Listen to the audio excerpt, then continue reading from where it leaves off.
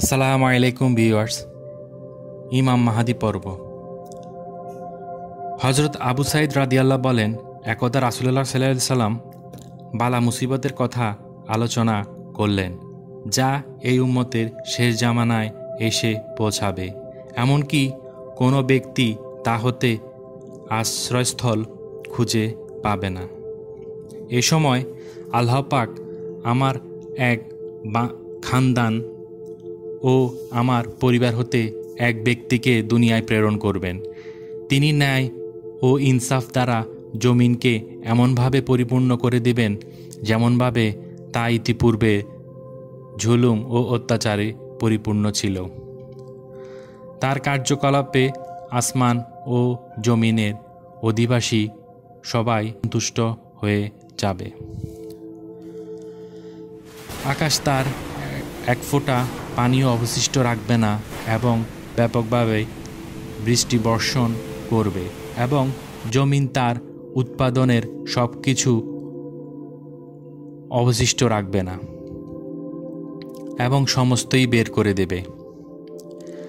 তার যুগে সম্পদের এই প্রাচুর্যতা ও সচ্ছলতা দেখে জীবিত লোকরা মৃত লোকদের সম্পর্কে আশঙ্কা প্রকাশ করবে। কতই না উত্তম হতো যদি তারা এই সময় জীবিত থাকত। এই অবস্থায় লোকেরা 7 বছর অথবা 8 বছর অথবা 9 বছর জীবনযাপন করবে।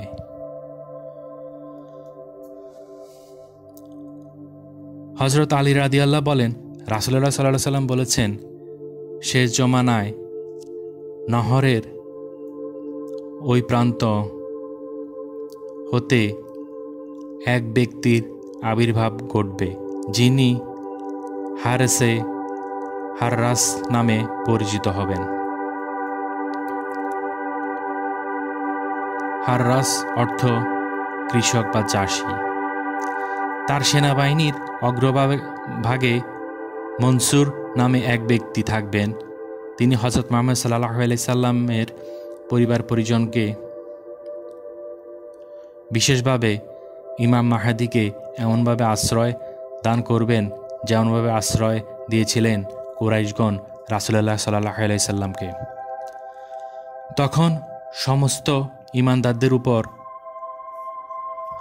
তাকে সাহায্য করা কিংবা রাসূলুল্লাহ সাল্লাল্লাহু আলাইহি সাল্লাম বলেছেন তার আহ্বানে সাড়া দেওয়া ওয়াজিব হয়ে যাবে।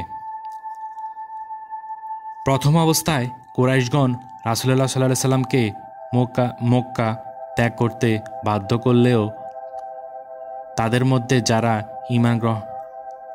ঈমান গ্রহণ করেছিলেন এবং ওই সমস্ত কাফেরদের পরবর্তী সন্তানগণ যারা ইসলাম গ্রহণ করেছেন, তারা রাসূল সাল্লাল্লাহু আলাইহি সাল্লামকে ও তার সাহাবীগণকে সার্বিকভাবে মদত করেছিলেন। মনসুর নামের ব্যক্তি দ্বারা অনেকের ধারণা ইমাম আবু মনসুর মাতুরিদিকে বোঝানো হয়েছে। ইসলামী আকায়েদ সম্পর্কে হানাফি মাযহাবদের মূল উৎস হল তারই মতবাদ।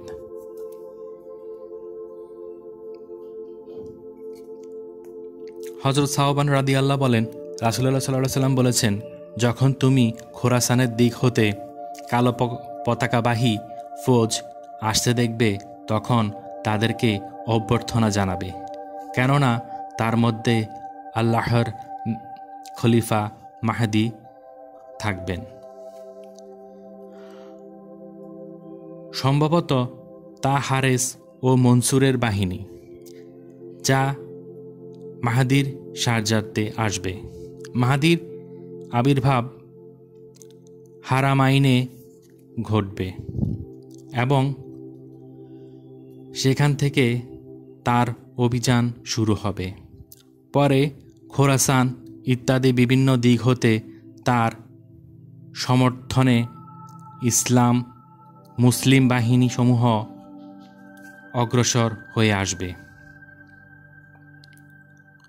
হযরত আবু ইসাক রহমতুল্লাহ বলেন, একবার হজরত আলী রাদিয়াল্লাহ স্বীয় পুত্র হাসানের প্রতি তাকিয়ে বললেন, নিশ্চয়ই আমার এই পুত্র একজন সর্দার। যেমন রাসূলুল্লাহ সাল্লাল্লাহু আলাইহি সাল্লাম তাকে সর্দার বলে আখ্যায়িত করেছেন। অদূর ভবিষ্যতে তার ঔরসে এমন এক ব্যক্তির আবির্ভাব ঘটবে যার নাম হবে তোমাদের নবীর নাম অনুসারে। তিনি হবেন তার চরিত্রের সদৃশ, কিন্তু চেহারা ও শারীরিক গঠনে তার সদৃশ হবেন না। তারপর হজরত আলী রাদিয়াল্লাহ উক্ত ব্যক্তির কর্মকাণ্ড সম্পর্কে বিস্তারিত ঘটনা বর্ণনা করে বলেছেন, তিনি ন্যায় ও ইনসাফ দ্বারা গোটা ভূপৃষ্ঠকে পরিপূর্ণ করে দেবেন। আল্লাহ হাফেজ।